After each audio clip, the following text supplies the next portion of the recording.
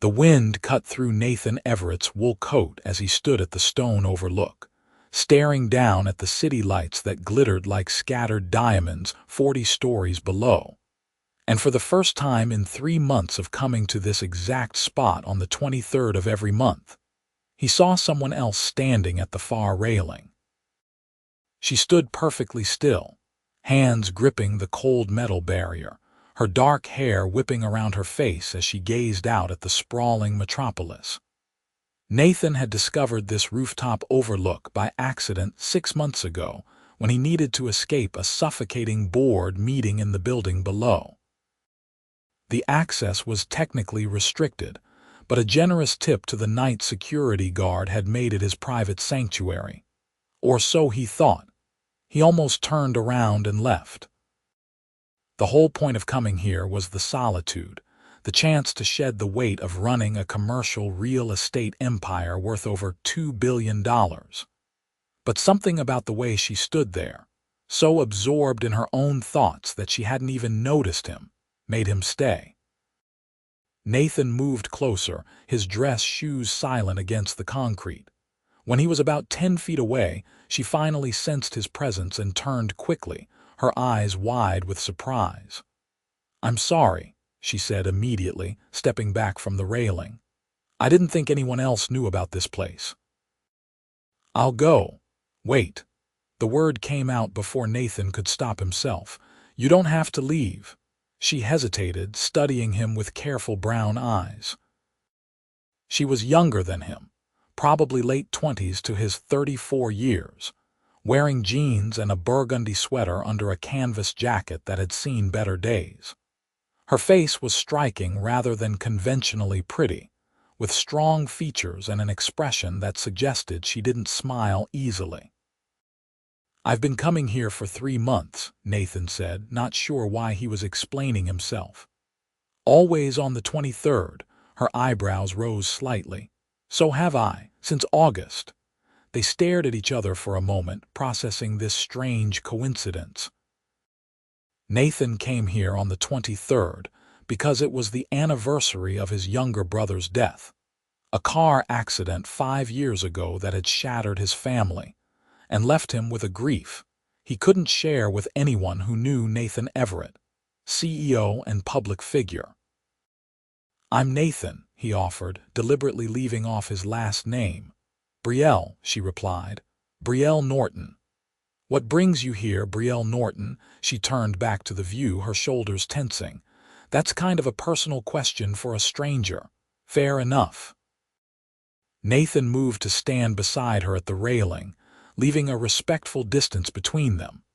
They stood in silence for several minutes, the only sound the wind and the distant hum of traffic far below.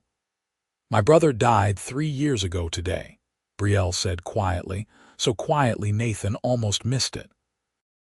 "Overdose.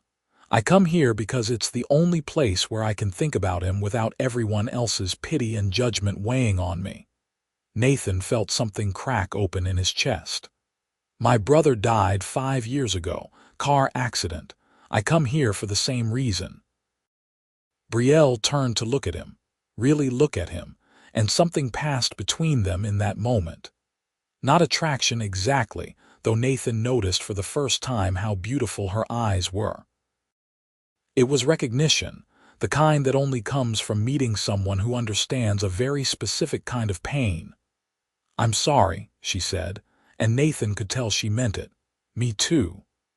They stayed there for another hour, not talking much, but the silence felt companionable rather than awkward. When the cold became unbearable, they walked to the roof access door together. "Will you be here next month?" Brielle asked as they reached the stairwell. "Yes, will you?" "Yes." Nathan watched her descend the stairs ahead of him, wondering about this woman who mourned her brother in the same secret place he mourned his. He didn't ask for her number or suggest meeting elsewhere. Something about this accidental meeting felt sacred, like it belonged to this place and this date alone. The next month, Nathan arrived at the Overlook 5 minutes early, telling himself he wasn't eager to see if Brielle would actually show up. But his heart lifted when he saw her already there, wearing the same canvas jacket and staring out at the city. "Hey," he said, coming to stand beside her. "Hey." She glanced at him with the ghost of a smile. "I wasn't sure you'd come. I wasn't sure you would either." This time, they talked more. Brielle told him she worked as a line cook at a downtown restaurant, that she'd dropped out of culinary school when her brother got sick and never went back. Nathan found himself talking about his brother Marcus in ways he never had with anyone, sharing memories that felt too precious and painful to expose to people who would offer empty platitudes. "What do you do?" Brielle asked as the hour grew late. "Business stuff," Nathan said vaguely. "Commercial properties, it's boring." She laughed, a real laugh that transformed her serious face. "That's the most deliberately vague answer I've ever heard. What can I say? I'm mysterious. You're something, that's for sure." They met again in December, and this time Nathan brought 2 cups of coffee in a thermos, remembering how cold Brielle had looked the previous month. She accepted gratefully, wrapping her hands around the warm cup. "You didn't have to do that," she said. "I know." The December meeting was harder. The holidays made grief sharper, more present. Brielle's eyes were red when Nathan arrived, and she didn't try to hide that she'd been crying. "Bad day?" he asked gently. "Bad week? Bad month? My mom called this morning drunk, blaming me again for not saving him, as if I didn't try everything." Her voice broke. "As if I don't wonder every single day what I could have done differently." Nathan did something he never did. He reached out and took her hand. "It wasn't your fault. Logically, I know that. But logic doesn't help much at 3 in the morning when I'm remembering finding him on the bathroom floor." They sat on the cold concrete, backs against the wall, and Brielle told him everything about her brother Daniel. How he'd started using pills after a sports injury in high school, how it had escalated to harder drugs, how their family had spent years in a cycle of rehab and relapse and desperate hope, how she'd moved back home to help, put her own life on hold, and how none of it had mattered in the end. Nathan shared more about Marcus, too. The guilt he carried for being too busy building his company to notice his brother's depression. The last conversation where Marcus had tried to reach out, and Nathan had cut him short because of a meeting. The way success felt hollow when the person he most wanted to share it with was gone. When they finally stood to leave, Brielle hugged him quickly. "Thank you for listening.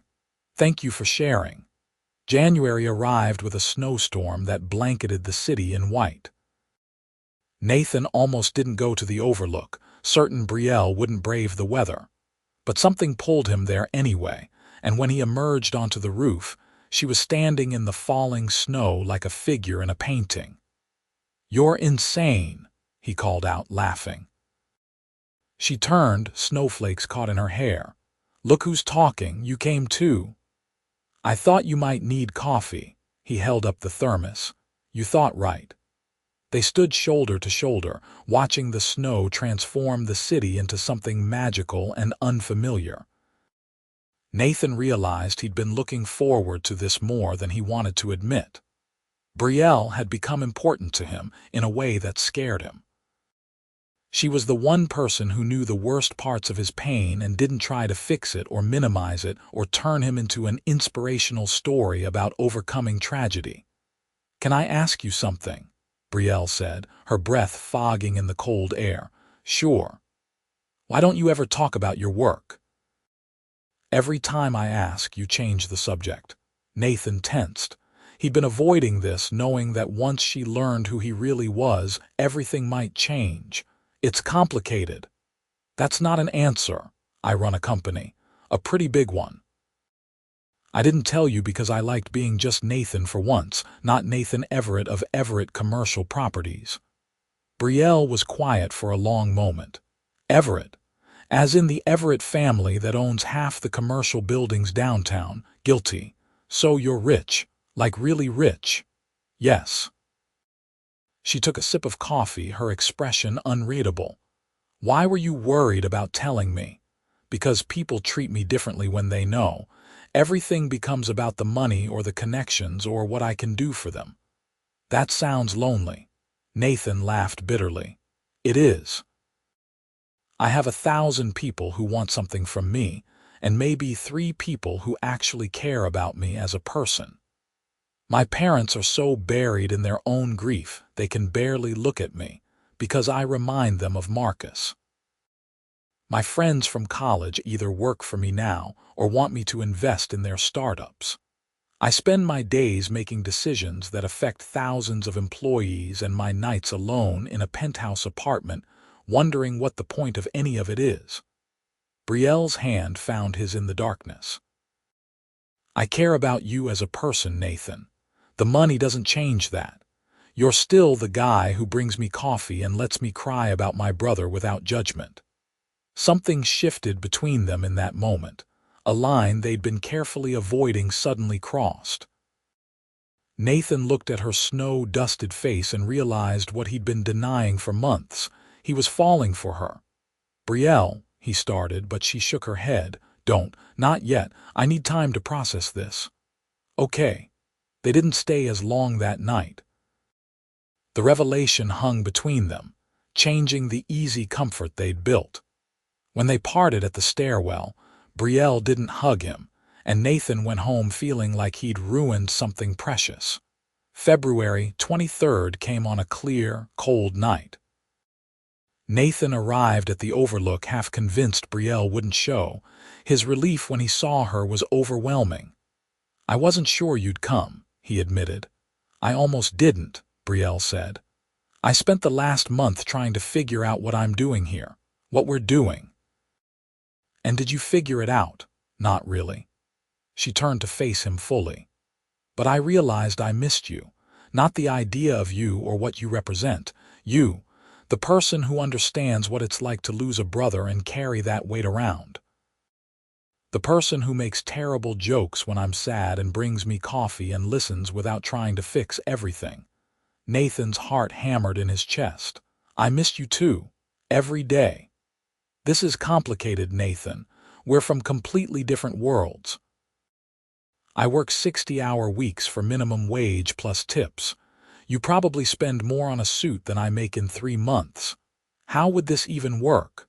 "I don't know," Nathan said honestly. "But I know I haven't felt this connected to anyone in years. Maybe ever. When I'm with you, I don't have to pretend to have it all together. I can just be myself." Brielle stepped closer, close enough that Nathan could see the flecks of gold in her brown eyes. "I'm scared. Every relationship I've had has fallen apart because of my grief, my baggage, my family drama. And you have your own complicated life. What if we mess this up? What if we lose what we have here? What if we don't?" Nathan reached up to cup her face gently. "What if it's even better?" She kissed him first, rising on her toes to press her lips to his. It was soft and tentative and perfect. Nathan wrapped his arms around her, pulling her close, and for the first time in 5 years, the grief that had brought him to this rooftop felt like it had led him somewhere good. When they finally pulled apart, both breathing hard, Brielle rested her forehead against his chest. "Okay. Let's try this, but we take it slow as you need. And you have to meet me in my world sometimes, not just me coming into yours. Deal? Though I should warn you, I haven't had a normal date in years. I might be terrible at this." Brielle laughed. "I find that hard to believe." "You'd be surprised. Most women are more interested in the bank account than the person." "Well, I'm not most women. Trust me, I've noticed." They stayed until nearly midnight talking about what came next. Nathan wanted to take her to dinner, to share more of his life with her. Brielle insisted their first real date should be at her favorite taco truck, somewhere Nathan would never normally go. They compromised, agreeing to alternate choosing dates. Their first date was at the taco truck, and Nathan had never enjoyed street food more. Brielle knew the owner, A woman named Rosa who hugged her and eyed Nathan suspiciously until Brielle whispered something that made Rosa smile. They ate sitting on a bench near the waterfront, and Nathan learned about Brielle's dream of eventually opening her own restaurant, a place that honored her brother's memory somehow. Daniel loved food, she said, her eyes distant with memory. Before everything went bad, we used to cook together all the time. He had this way of making even scrambled eggs feel special. I thought maybe if I made it as a chef, I could create something that would make his life matter, prove that he was more than his addiction. He was lucky to have you, Nathan said. I don't know about that. I couldn't save him. That wasn't your job, Brielle, and from everything you've told me, you gave him so much love and support. That matters. She leaned her head on his shoulder. You always know what to say.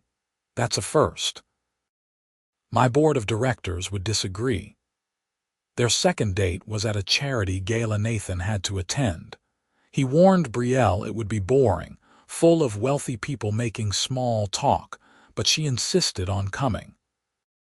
She showed up in a simple black dress that took his breath away, her hair swept up, looking elegant and slightly uncomfortable. I borrowed this from my roommate, she whispered as they entered the ballroom. I've never been anywhere like this. You look beautiful, just stay close to me. The night was harder than Nathan expected. He watched people approach Brielle with barely concealed curiosity, sizing her up, trying to figure out who she was and whether she was worth their time.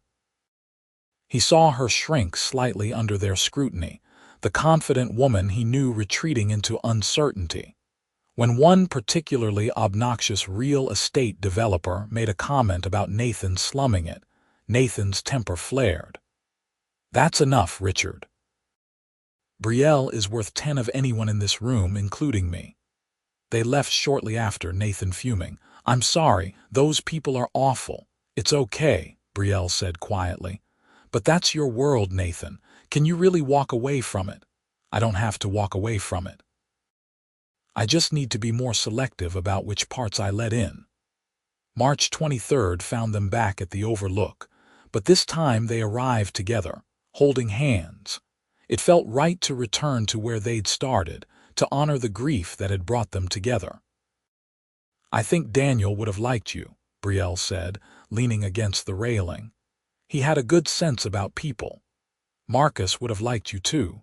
He always said I needed someone who would call me on my stuff and make me laugh.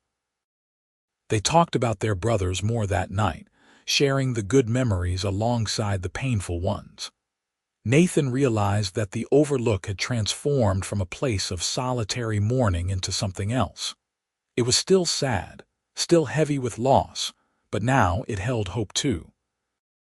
Over the next few months, Nathan and Brielle built a relationship that existed in both their worlds. Nathan learned to cook under Brielle's patient instruction, discovering he wasn't completely hopeless in the kitchen. Brielle met Nathan's parents at a difficult Sunday dinner where his mother cried, and his father stayed silent. And she handled it with a grace that made Nathan love her even more, because he did love her. He realized it fully one night in May when Brielle was cooking in his penthouse kitchen, singing off-key to a song on the radio, her hair piled messily on her head. She looked so perfectly herself, so comfortable in his space, and Nathan thought, this is what I've been missing. Not success or money or prestige, but someone to share life with who sees me, really sees me. What are you staring at? Brielle asked, catching him watching. You, I love you. She froze, the wooden spoon in her hand dripping sauce onto the counter. What? I love you, Brielle. I think I have since that first night when you told me about Daniel, and I realized I wasn't alone in this grief anymore. Brielle set down the spoon carefully and crossed to where Nathan stood. I love you too. I've been terrified to say it because everything still feels so fragile, like if we name it, it might disappear. It won't disappear. I'm not going anywhere. Promise. Promise. June 23rd marked a full year since they'd first met at the Overlook. Nathan had something planned, something he'd been thinking about for weeks. When they arrived at the rooftop, Brielle gasped. Nathan had transformed the space with strings of lights, candles protected in glass holders, and blankets spread across the concrete. A picnic basket held food from Brielle's favorite restaurants, including Rosa's taco truck. "Nathan, this is incredible," Brielle breathed. "I wanted to celebrate, not just our anniversary, but everything this place represents, the grief that brought us here and the love that grew from it." They ate and talked and watched the city lights come on as the sun set. Nathan had never felt more at peace. When the sky was fully dark, he took a small box from his pocket. "Before you panic, this isn't a ring," he said quickly. "Just open it." Inside was a simple silver bracelet with two charms, the letters M and D. "Marcus and Daniel," Brielle said softly, touching the charms with gentle fingers. "I thought you might want to carry them with you, both of them, because in a weird way they brought us together." Brielle's eyes filled with tears. "It's perfect. Help me put it on." Nathan fastened the bracelet around her wrist, then pulled her close. "I know we've only been together officially for 5 months, but I need you to know something. I'm in this for the long haul. I want everything with you. The messy stuff, the hard stuff, all of it." "Good, because I want the same thing. You're stuck with me, Nathan Everett. Best news I've heard all day." They continued going to the Overlook on the 23rd of every month, but it became less about grief and more about honoring the people who'd shaped them. They brought pictures of Marcus and Daniel, sharing stories and memories, keeping their brothers alive in the telling. Brielle's career flourished with Nathan's support, not just financial but emotional. He encouraged her to go back to school to pursue her dream seriously. She resisted at first, proud and independent, but Nathan pointed out that accepting help wasn't weakness. "Let me do this," he'd said. "Not because you need saving, but because I believe in you and want to help you achieve your dreams." "Isn't that what people who love each other do?"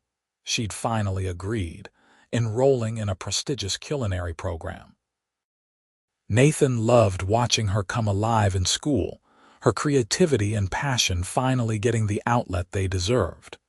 She'd come home exhausted but glowing, eager to share what she'd learned. Nathan's own work changed too. Brielle's perspective on wealth and privilege made him reconsider how he ran his company. He started programs to create affordable commercial spaces for small businesses, remembering Brielle's frustration about how expensive it was to pursue entrepreneurial dreams. His board thought he was crazy, but Nathan didn't care. Making money wasn't enough anymore. He wanted to make a difference. "You're changing me," he told Brielle one night as they lay tangled together in his bed. "Is that a good thing? The best thing? I was so empty before you, just going through the motions. You made me remember why any of this matters. You did the same for me. I was so stuck in my grief and anger. You showed me I could honor Daniel without letting his death define my entire life." August marked the 3-year anniversary of Daniel's death and 1 year of Nathan and Brielle's relationship. Brielle's mother reached out, newly sober and wanting to rebuild their relationship. It was complicated and painful, full of difficult conversations and old wounds reopened, but Nathan stood by Brielle through all of it. "You don't have to forgive her," he said after a particularly hard phone call left Brielle in tears. "Not right away, maybe not ever. But if you want to try, I'll be here. She said such horrible things to me, blamed me for not saving him when she was the one who enabled him for years. I know, baby, and you have every right to be angry. But she's my mom, and she's trying now. Doesn't that count for something?" Only you can answer that. Eventually, Brielle decided to give her mother a chance, with firm boundaries and the understanding that trust had to be rebuilt slowly. Nathan admired her capacity for forgiveness, even as he struggled with his own family dynamics. His parents remained emotionally distant, trapped in their own grief, unable to celebrate Nathan's successes or acknowledge his pain. Some people never figure out how to move forward, Brielle said gently when Nathan expressed frustration about his parents missing yet another important dinner. That doesn't mean you have to stay stuck too. I just wish they could be happy for me, for us, me too, but we can't wait for them to give us permission to be happy. We have to choose it ourselves. She was right, as usual. Nathan stopped trying so hard to gain his parents' approval and focused on building a life that felt meaningful to him. With Brielle by his side, that became easier. The following spring, Nathan took Brielle to meet his extended family at a reunion in California. It was intimidating, a massive gathering of successful, wealthy people who all seemed to know exactly where they fit in the world. But Brielle held her own, asking genuine questions and telling funny stories that had even Nathan's stern grandfather laughing. "I like her," his Aunt Patricia said, cornering Nathan in the kitchen. "She's real, don't screw this up. I'm trying not to, try harder. Women like that don't come around often." Nathan proposed in December, 18 months after they'd first met. Not at the Overlook, though that had been his first thought. Instead, he proposed in the kitchen of the small restaurant space Brielle had just leased, her dream finally becoming reality. She was covered in paint from working on the walls, her hair a mess, looking absolutely beautiful. "This is crazy," Nathan said, gesturing around the empty space. "We've only known each other a year and a half. My family thinks I'm rushing into things. Your mom barely knows me. Every logical part of my brain says we should wait." Brielle's face fell slightly. "Oh, but I don't want to wait. I've never been more sure of anything in my life. You are the best thing that ever happened to me, Brielle Norton. You made me believe in happiness again. You made me believe in myself. So I'm asking, even though it's crazy and fast and probably terrifying for both of us, will you marry me?" He pulled out the ring he'd been carrying for weeks, a vintage design with a sapphire center stone because Brielle had once mentioned loving the color. Brielle's hands flew to her mouth, tears streaming down her face. Yes, yes, absolutely yes. The ring fit perfectly. They kissed surrounded by paint cans and construction dust, and Nathan thought he'd never been happier in his entire life. They married 6 months later, in a ceremony that blended both their worlds. The venue was elegant, one of Nathan's properties transformed for the occasion, but the food was from Rosa's taco truck and other small businesses Brielle loved. Nathan's family and colleagues mingled with Brielle's restaurant coworkers and culinary school friends. Marcus and Daniel were honored with reserved seats and photos displayed prominently. "I wish they were here," Brielle whispered as they stood looking at the photos before the ceremony. "Me too. But in a way they are. They brought us together. You think they'd be happy for us?" Nathan squeezed her hand. "I think they'd be thrilled." The ceremony was simple but heartfelt. Nathan cried reading his vows, not caring who saw. Brielle promised to love him through the grief and the joy, the success and the failure, all the messy, complicated parts of life. When the officiant pronounced them married, the entire room erupted in applause. At the reception, Nathan danced with his new wife and thought about how far they'd both come. From 2 broken people meeting on a rooftop to this, a celebration of love and hope and new beginnings. "What are you thinking about?" Brielle asked, her head resting on his shoulder as they swayed to the music. "How lucky I am, how grateful. We're both lucky." "Yeah, we are." Brielle's restaurant, named Daniel's Table in honor of her brother, opened 3 months after the wedding. It was an immediate success. critics praising the innovative menu and warm atmosphere. Nathan watched his wife bloom with confidence and pride, becoming the chef she'd always dreamed of being. But success brought challenges. Brielle worked brutal hours, often leaving before Nathan woke and coming home long after he'd gone to bed. They fought about it, the first real conflict in their relationship. "I barely see you anymore," Nathan said one night when Brielle stumbled in at midnight, exhausted. "This is my dream, Nathan. You of all people should understand what it takes to build something from nothing." "I do understand. But I also understand that there has to be balance. What's the point of success if we lose each other in the process?" Brielle's face crumpled. "I don't know how to do this, how to have everything. The restaurant needs me. I need you too." They worked through it, with patience and compromise and a few sessions with a therapist who specialized in helping couples navigate career pressures. Brielle hired a manager she trusted, learning to delegate. Nathan became more involved in the restaurant, using his business expertise to help streamline operations. They instituted a weekly date night, sacred time that nothing could interrupt. "We're figuring it out," Brielle said one evening as they cooked dinner together in their home, finally having a night off together. "Yeah, we are. It's not perfect, but nothing is. I love our imperfect life." "Me too." Years passed, marked by the constant of the 23rd of each month at the Overlook. They went through Brielle's second restaurant opening, Nathan's expansion into international markets, a miscarriage that nearly broke them both, and finally the birth of their daughter Emma. Holding his newborn daughter, Nathan thought about Marcus and how he'd never get to experience this joy. The grief was still there, would always be there, but it no longer consumed him.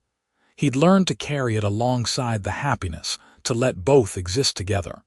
"You okay?" Brielle asked from the hospital bed, watching him with their daughter. "More than okay. I was just thinking about Marcus, wishing he could meet her, tell him about her." So Nathan did, whispering to his daughter about the uncle she'd never meet, the man who'd helped shape Nathan into the person he was. Brielle cried listening, hormones and love and grief all tangled together. Emma grew, a bright, happy child who looked like Brielle but had Nathan's stubbornness. When she was old enough to understand, they told her about Marcus and Daniel, the uncles who'd loved them before she was born. They showed her pictures and shared stories, making sure Emma knew she came from a family that had survived loss and found joy again. On Emma's third birthday, they took her to the Overlook for the first time. She was fascinated by the view, pointing out cars and buildings with 3-year-old wonder. "This is where Mommy and Daddy met," Brielle explained. "Really, really. We were both very sad, but finding each other made us happy again." Emma considered this with the seriousness only a toddler could muster. "I'm glad you were sad," Nathan laughed. "Me too, baby girl, me too." Their son, Marcus Daniel, was born 2 years later. Nathan cried for an hour when Brielle told him what she wanted to name the baby. "Are you sure?" he asked. "Completely sure. They're part of our story. They should be part of his too." Marcus Daniel was a calm, thoughtful child who loved books and asking impossible questions. He and Emma adored each other, the kind of siblings who fought constantly but would defend each other fiercely against anyone else. Nathan's parents eventually came around, grandchildren succeeding where Nathan had failed in drawing them out of their grief. His mother held baby Marcus and cried, saying he had his uncle's eyes.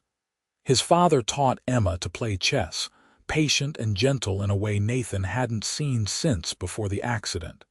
It wasn't perfect healing, but it was something. Brielle's relationship with her mother remained complicated but functional. They'd never be as close as they'd been before Daniel's death, but they could have lunch without fighting and celebrate holidays together. Progress, not perfection. Daniel's table expanded to 3 locations, each one maintaining the warmth and quality that had made the first successful. Brielle wrote a cookbook dedicated to her brother, sharing recipes they'd created together and telling his story with honesty and love. It became a bestseller, resonating with others who'd lost loved ones to addiction. Nathan shifted his business focus entirely to affordable commercial real estate and social impact projects. He made less profit than he could have, but he slept better at night. Money mattered less when you had something real to come home to. On their 10th wedding anniversary, Nathan and Brielle returned to the Overlook alone, having left the kids with Nathan's parents for the weekend. It was the first time in years they'd been there without the chaos of family life. 10 years, Brielle marveled, standing at the railing where they'd first met. Feels like longer. Also feels like yesterday. Do you ever wonder what would have happened if one of us hadn't shown up that first night? All the time, Nathan admitted. I think about how close I came to leaving when I saw you standing here. What if I had? What if I decided to keep this place to myself? We would have missed everything. The kids, the restaurants, all of it. I would have missed you. That's what really gets me. You were standing right here, and I almost walked away from the best thing that ever happened to me. Brielle turned to face him, older now but still beautiful, still the woman who'd seen him at his worst and loved him anyway. But you didn't walk away. You stayed. You've always stayed. Always will. They kissed as the city lights sparkled below them, 2 people who'd found each other in grief and built a life in joy. The Overlook would always be special to them, a reminder of loss but also of the unexpected connections that make life worth living. Should we tell the kids about this place someday? Brielle asked. Really tell them, I mean, about why we were both here. When they're older, yes. I want them to know that grief doesn't have to be the end of the story, that sometimes the hardest things lead us exactly where we need to be. You've gotten philosophical in your old age, Brielle teased. I prefer wise and distinguished. Sure, Grandpa. They stayed until the cold drove them inside, then went home to their beautiful, chaotic life. A life neither of them could have imagined that first night on the roof, both lost in separate sorrows. Emma and Marcus grew into teenagers who rolled their eyes at their parents' sappiness, but also held hands with their significant others and asked for relationship advice. Nathan taught his son about business and his daughter about standing up for what you believe in. Brielle taught them both to cook and to honor the people they'd lost without being consumed by grief. The restaurant empire expanded to 10 locations, then 15. Nathan's company became known for ethical practices and community investment. They made money, plenty of it, but it was a means to an end rather than the end itself. On their 20th anniversary, Nathan surprised Brielle by buying the building with the Overlook. He tried to keep their spot accessible over the years, but ownership changes had threatened that. Now it's ours forever, he said, handing her the deed. Nathan, this is insane. How much did this cost? Does it matter? That roof is where I found you, where we found each other. That's priceless. They went public with the story then, turning the Overlook into a memorial garden for people who'd lost loved ones. They installed benches with plaques, planted trees in memory of Marcus and Daniel, and created a space where others could find the solace they'd discovered. The dedication ceremony drew hundreds of people, each carrying their own losses. Nathan and Brielle stood together watching people explore the space, seeing some of the same grief they'd carried transformed into something beautiful. We did something good here, Brielle said. We did something good everywhere. Look at what we built from that pain. Their children, both adults now with lives of their own, stood beside them. Emma was engaged to a kind man who worked as a teacher. Marcus was in medical school, determined to help people fighting addiction in his uncle's memory. You two are ridiculously in love, Emma said, watching her parents stand with their arms around each other. It's actually gross. Wait until you've been married 20 years, Nathan said. Then talk to me about gross. I hope we're like you and Dad, Emma said to Brielle, still crazy about each other after all this time. The secret is finding someone who sees your broken parts and loves them too, Brielle said. Your father did that for me. You did it for me first, Nathan corrected. Marcus laughed. Seriously, you two need to stop before I call the romance police. But Nathan could see his son was taking it all in, learning what real partnership looked like. That made him proud in ways business success never had. Years continued passing, marked by grandchildren and new ventures and the constant return to the Overlook on the 23rd. Nathan's hair went gray, then white. Brielle's face gained lines that Nathan thought made her more beautiful, evidence of a life fully lived. They slowed down, both of them scaling back work to spend more time together. Travel became a priority, checking off bucket list destinations, but they always made sure to be home on the 23rd to return to their spot. You think this is weird?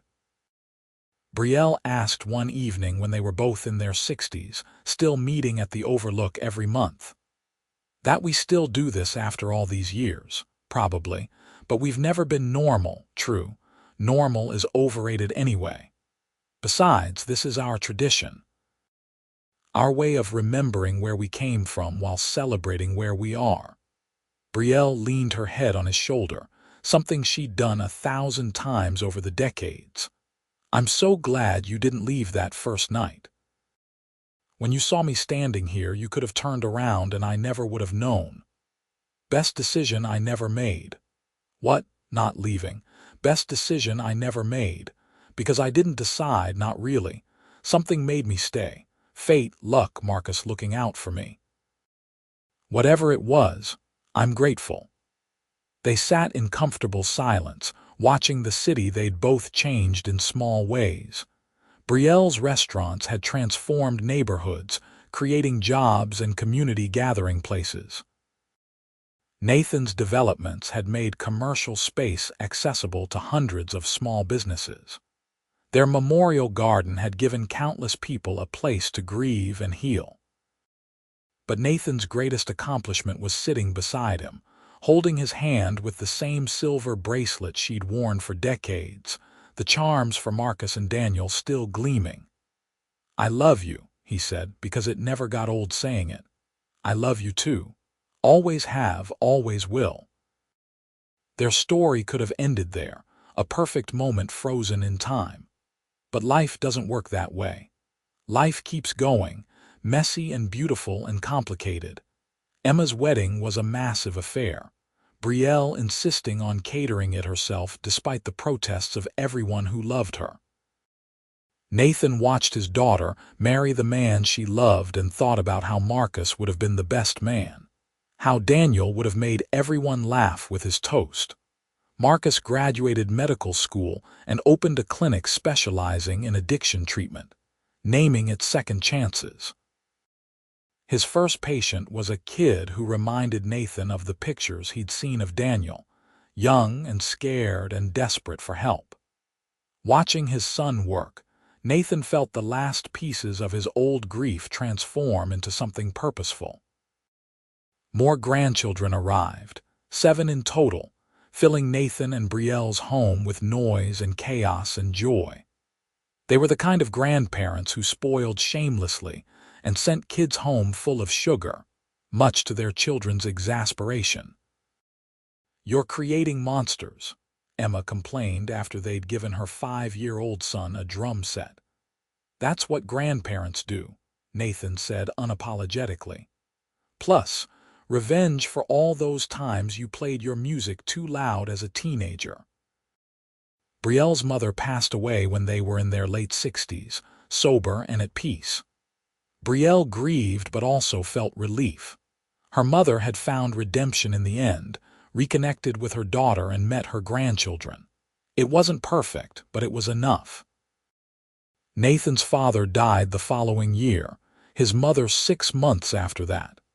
They'd finally found each other again at the end, hands clasped in the hospital bed.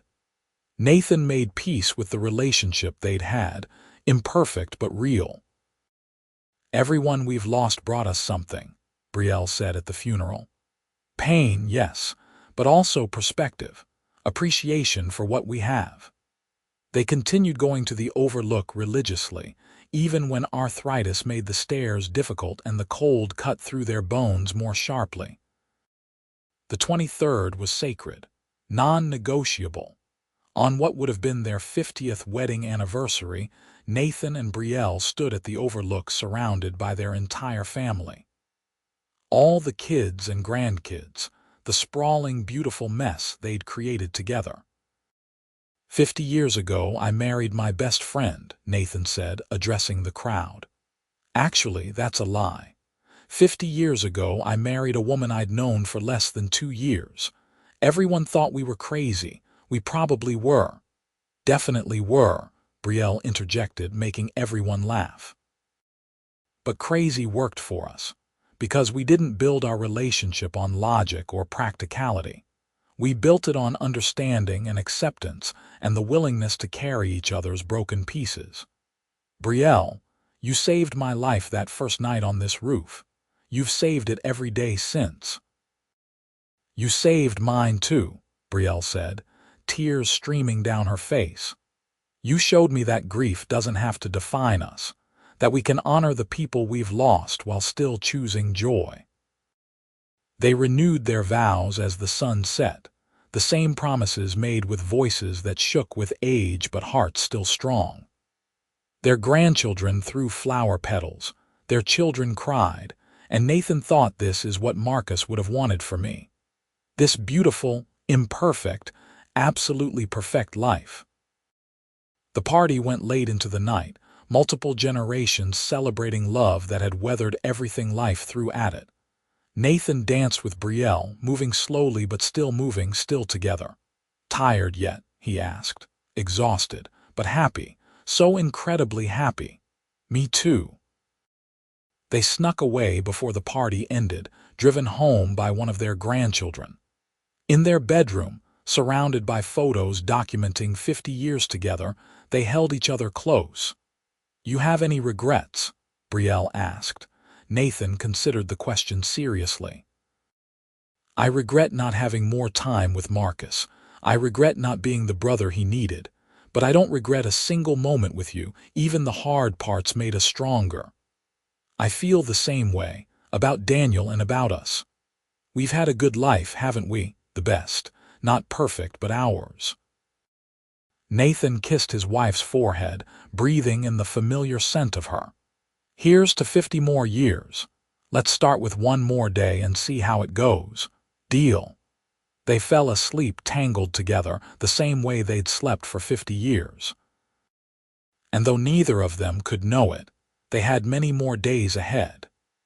Days of watching grandchildren grow, of quiet mornings and busy evenings, of returning to the Overlook on the 23rd to remember and celebrate.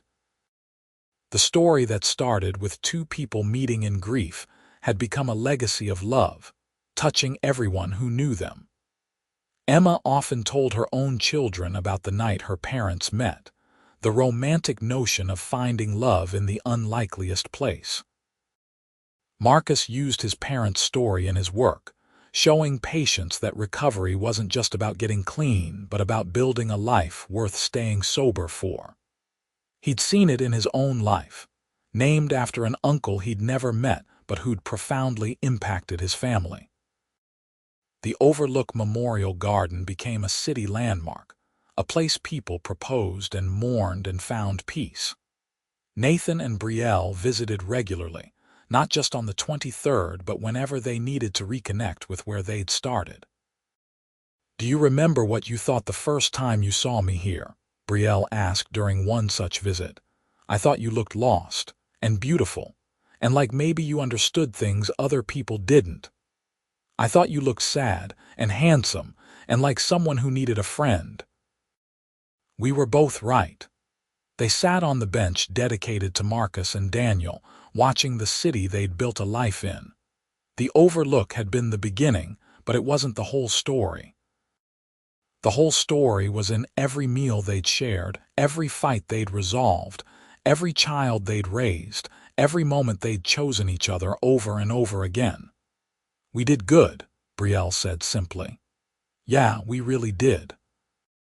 And in that moment, with the city spread out before them and a lifetime of love behind them, Nathan Everett knew with absolute certainty that the grief which had brought him to this rooftop all those years ago had been leading him exactly where he needed to be. To her. To this. To a life more beautiful than he'd ever imagined possible. The story didn't have a neat ending because their story was still being written, day by day, choice by choice. But it had everything that mattered. Love that lasted. Family that grew. A legacy that would outlive them both. And most importantly, it had two people who'd found each other on the worst day of every month and turned it into something extraordinary. Nathan took Brielle's hand, the same hand he'd held through joy and sorrow, triumph and failure, 50 years of beautiful chaos. "Ready to go home?" he asked. "Always," she smiled. "As long as home is with you." They walked away from the Overlook together, two people who'd found each other in grief and chosen love every day since. Behind them, the city lights began to twinkle, marking another day ending and another beginning. Their story, the one that started with an unexpected meeting and blossomed into a lifetime, continued on.